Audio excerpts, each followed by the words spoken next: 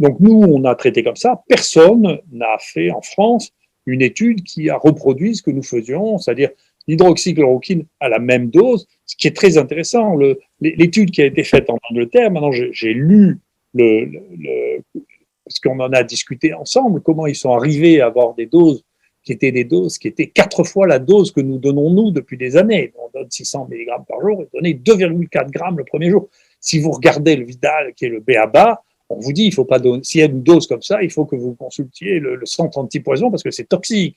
Vous pouvez demander d'ailleurs à notre nouveau ministre, donc vous savez qu'il a fait sa thèse de médecine sur les suicides à l'hydroxychloroquine. Oui, il avait même déclaré dans un média que ça fonctionnait et qu'il regardait ça de manière très intéressante, je crois. Oui, oui, il savait très bien que c'était pas toxique. Donc, lui, j'espère qu'il reviendra à sa propre connaissance et pas à la diffusion médiatique, mais son propre travail. Et d'ailleurs, comme médicament